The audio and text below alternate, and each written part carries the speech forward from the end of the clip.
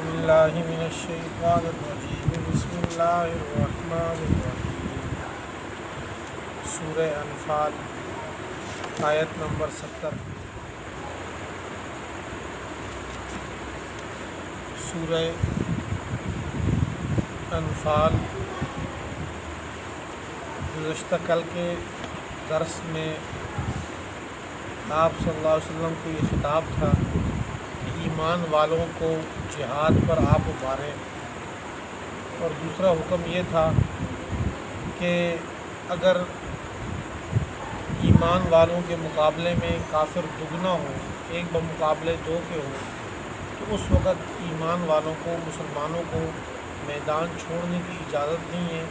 ثابت قدم رہیں وہاں پہ، اور اگر یہ اللہ سے مدد مانگے، توکل کریں، ثابت قدم رہیں، تو اللہ تعالیٰ ان کو غلبہ عطا فرمائیں گے۔ تیسرا حکم ما کان لنبی ان یکون لہ اسریٰ،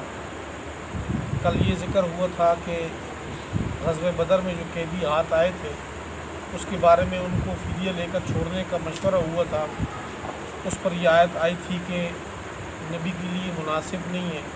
کہ اس کے ہاتھ میں قیدی آئے تو اس کو فدیہ لے کر چھوڑ دے، بلکہ ان کو قتل کرنا چاہیے۔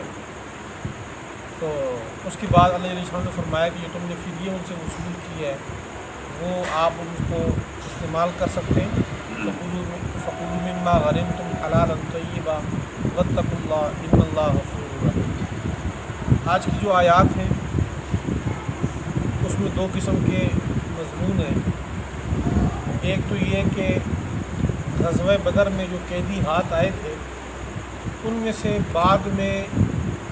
اکثریت انہوں نے اسلام قبول کیا تھا،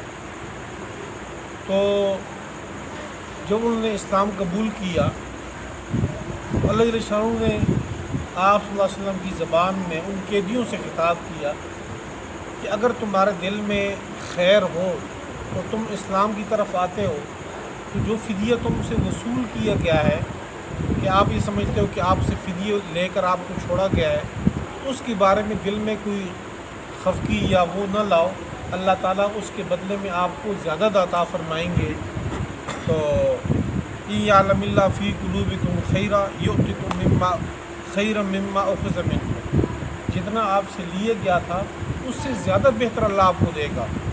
اور ساتھ یہ کہ اللہ تمہاری بخشش کر دے گا۔ ایک تو ان قیدیوں کے بارے میں جو ایمان انہوں نے قبول کیا ان کو یہ خطاب ہے، اور ساتھ یہ بھی ہے ان قیدیوں کا کہ اگر تم اللہ کے رسول کے ساتھ خیانت کا معاملہ کرتے ہو، اس سے پہلے بھی آپ لوگ خیانت کر چکے ہو، تو اس خیانت کی سزا یہ تم لوگوں نے بھگتی کہ میدان میں اللہ تعالیٰ نے تمہیں ایمان والوں کے قابو میں دے دیا، گرفتار کروا دی، ان کے ہاتھ میں پکڑوا دیا تمہیں، اور تم ان کے پاس آ گئے، تو اللہ تعالیٰ پھر اس بات پہ قادر ہے اگر پھر خیانت کرو گے اللہ پھر تمہارے ساتھ وہی معاملہ کریں گے۔ ایک تو یہ مضمون ہے اس کا، یا ایھا النبی، اے نبی، کل آپ کہہ دیجئے، لمن فی ایدیکم، جو تمہارے ہاتھ میں، جو تمہارے قبضے میں ہے، من الاسریٰ، قیدی، جو قیدی تمہارے ہاتھ میں، آپ ان سے یہ کہہ دیں کہ یعلم اللہ فی قلوبکم خیرا، اگر اللہ تعالیٰ نے جانا تمہارے دل میں کوئی خیر، یؤتکم خیرا، تو اللہ تعالیٰ عطا کریں گے تمہیں خیرا، زیادہ بہتر، مما اخذ منکم، جو تم سے وصول کیا گیا اس سے زیادہ بہتر اللہ تمہیں دیں گے، ویغفر لکم، اور اللہ تمہاری بخشش کر دیں گے، واللہ غفور الرحیم، اور اللہ جل شانہ معاف کرنے والے، نہایت رحم کرنے والے ہیں۔ وَإِن يُرِيدُوا خِيَانَتَكَ، اور اگر یہ قیدی لوگ آپ سے خیانت کرنے کا ارادہ کریں تو فقد خانوا اللہ من قبل، تو انہوں نے اس سے پہلے اللہ سے خیانت کی تھی، فَأَمْكَنَ مِنْهُمْ، تو اللہ تعالیٰ نے ان کو پکڑوا دیا۔ واللہ علیم الحکیم، اور اللہ تعالیٰ خوب علم والے، خوب حکمت والے ہیں۔ ان الذین آمنوا وہاجروا وجاہدوا باموالہم وانفسہم فی سبیل اللہ۔ آج کے درس میں دوسرا مضمون، اس آیت کے پس منظر، آپ آیات کا ترجمہ تب آپ کے ذہن میں صحیح بیٹھے گا یا سمجھ سکیں گے جب اس کا پس منظر آپ کے ذہن میں ہو۔ جس وقت آپ صلی اللہ علیہ وسلم نے مدینہ کی طرف ہجرت کی، اس وقت مسلمانوں کے 3 گروہ بن گئے۔ ایک گروہ مدینہ کے جو رہائشی افراد تھے، صحابہ، جنہوں نے آپ صلی اللہ علیہ وسلم اور صحابہ کی مدد فرمائی، جن کو انصار کہا گیا، تو یہ ایک گروہ یہ تھا جنہوں نے مدد کی۔ دوسرا وہ گروہ، وہ طبقہ ایمان والوں کا جنہوں نے ہجرت کی، مکہ سے اپنے گھر بار سب کچھ کو چھوڑ کے وہ اللہ کے لیے، اللہ کی دین کے لیے نکلے اور مدینہ چلے گئے وہاں، تو یہ مہاجر کہلائے گئے۔ یہ دوسرا طبقہ تھا۔ تیسرا طبقہ جو کسی وجہ سے ہجرت نہ کر سکا اور وہ وہیں مکہ میں کفار کی صعوبتیں اور مشکلات برداشت کرتے رہے اور وہ وہیں پہ رہے، فتح مکہ تک وہاں پہ رہے، یعنی اس ہجرت انہوں نے آخر تک نہیں کی۔ تو یہ 3 طبقے ایمان والوں کے تھے۔ تو شروع میں جس وقت آپ صلی اللہ علیہ وسلم مدینہ تشریف لے گئے تو انصار اور مہاجرین کے درمیان مواخات قائم کی، بھائی چارہ قائم کیا کہ فلاں فلاں کا بھائی ہے، فلاں فلاں کو سپورٹ کرے گا۔ تو اس میں ایک حکم وراثت کے بھی آ گیا کہ یہ ایک دوسرے کے وارث بھی بن سکتے ہیں، ایک دوسرے کے ولی ہیں، مددگار ہیں۔ تو انصار اور مہاجرین کا معاملہ ایسے دونوں کو یک جان ذکر کیا، ایک جان بنا دیا اللہ کے پیارے پیغمبر نے، اور یہ کہا کہ جس کو کوئی انصار پناہ دے گا تو مہاجرین کی طرف سے بھی وہی پناہ کا حکم ہوگا۔ یعنی اگر مہاجرین اور انصار میں سے کوئی ایک بندہ بھی کسی کے ساتھ کوئی معاہدہ کرے گا تو سارے پابند ہوں گے اس معاہدے کے۔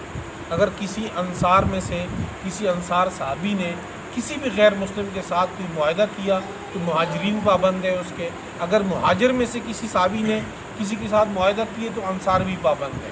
اگر کسی انصار کے اوپر، انصار صحابہ میں سے کسی کے ساتھ کوئی دشمنی تھی، کسی کے ساتھ کوئی لڑائی ہوئی تو مہاجرین اس کی سپورٹ میں اس کے ساتھ کھڑے رہیں گے۔ اور اگر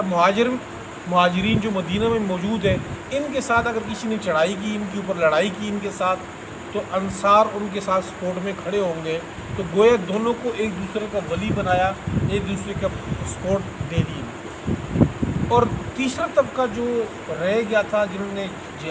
ہجرت نہیں کی، تو اللہ علیہ شانہ نے ان کے بارے میں حکم یہ دیا کہ اگر وہ تم سے مدد مانگیں، وہ لوگ جنہوں نے ہجرت نہیں کی اور وہ ان ملکوں میں موجود ہیں جہاں پر کفار کا قبضہ ہے، تو اگر وہ اپنی مدد کے لیے، اپنے اوپر جو ظلم ان پر ہو رہا ہے اس کے خلاف وہ آپ کو مدد کے لیے پکاریں،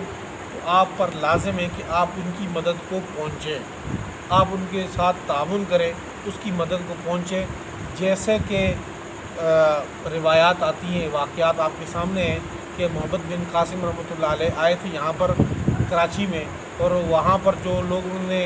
راجہ طاہر نے قبضہ کیے تھا، ان کو قیدی بنایا تھا، ان کو چھڑانے کے لیے پھر وہاں سے اسلام بھی آیا اس طرح۔ تو اللہ تعالیٰ نے فرمایا کہ اگر وہ لوگ آپ سے مدد مانگتے ہیں تو آپ ان کی مدد کو پہنچیں، لیکن یہاں ایک اصول بتایا کہ آپ ان کی مدد تب کریں اس کافر قوم کے خلاف جب اس کافر قوم کا اور آپ کا آپس میں معاہدہ نہ ہوا ہو۔ اگر آپس میں ایک دوسرے کے ساتھ معاہدہ ہوا پڑا ہے کہ جی ہم آپ کے خلاف ہتھیار نہیں اٹھائیں گے، اور وہی کافر ان کے پاس وہ مسلمان موجود ہے،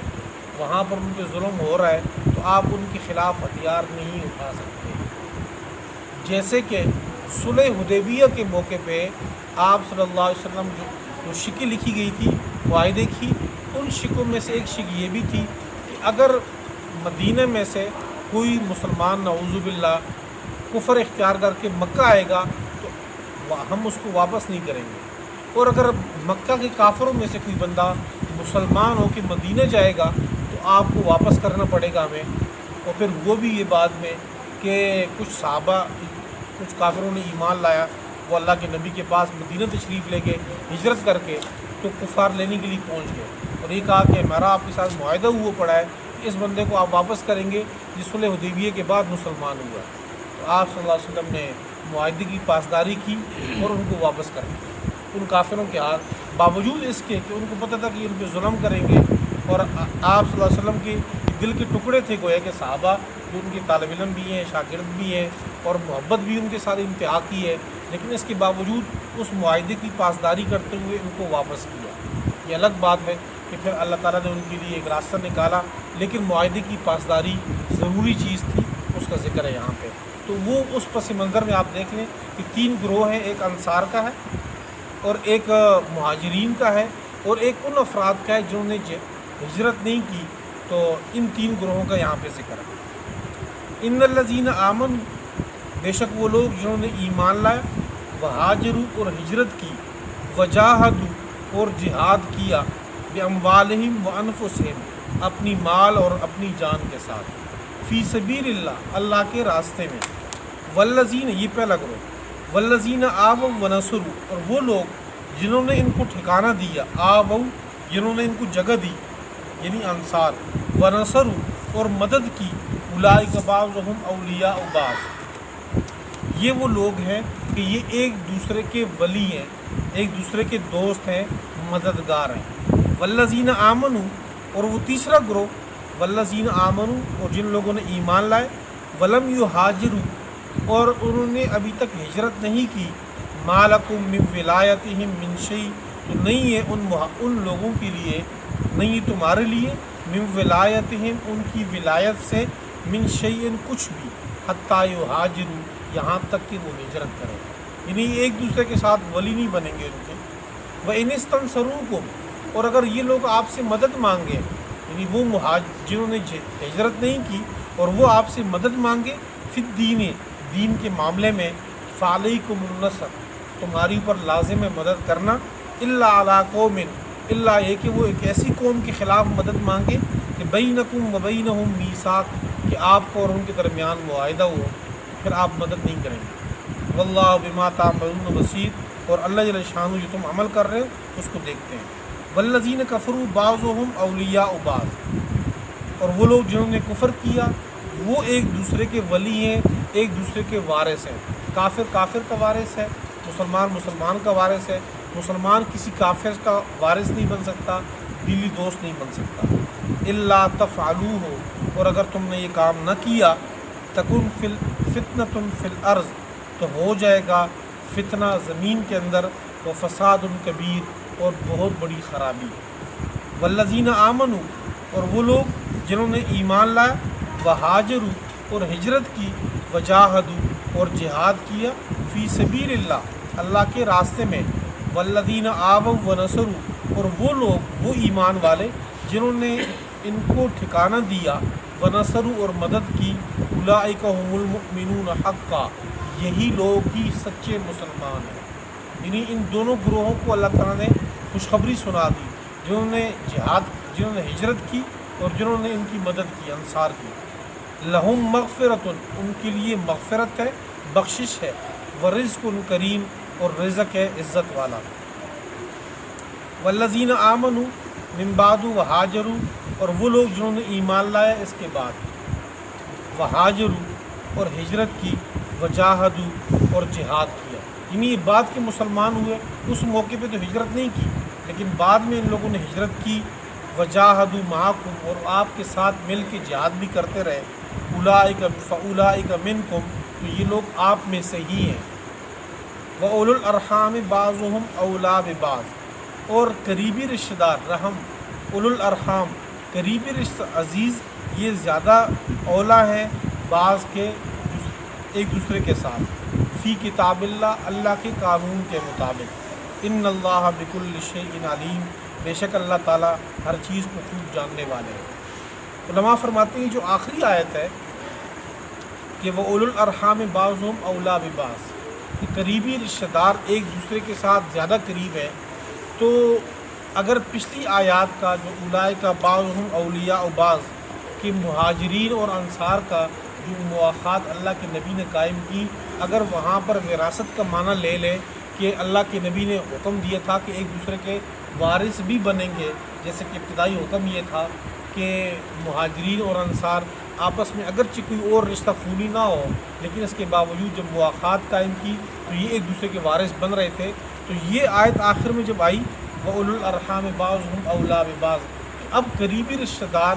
یہی ایک دوسرے کے وارث بنیں گے. جو پرانا حکم تھا وہ منسوخ ہو گیا. پرانا حکم یہ تھا کہ مہاجرین اور انصار یہ بغیر کسی قریبی رشتے کے قرابت داری کے پھر بھی ایک دوسرے کے وارث بن رہے تھے. وہ حکم ختم ہو گیا. اس کے بعد اگلا حکم آ گیا کہ اولو الارحام بعضهم اولی ببعض. جو چوتھے سپارے کے اندر یوصیکم اللہ فی اولادکم للذکر مثل حظ الانثیین کے جو وراثت کے اصول اور ضابطے ذکر کر دیے، اس سے پھر مہاجرین اور انصار کے درمیان جو وراثت والا حکم تھا وہ ختم ہو گیا.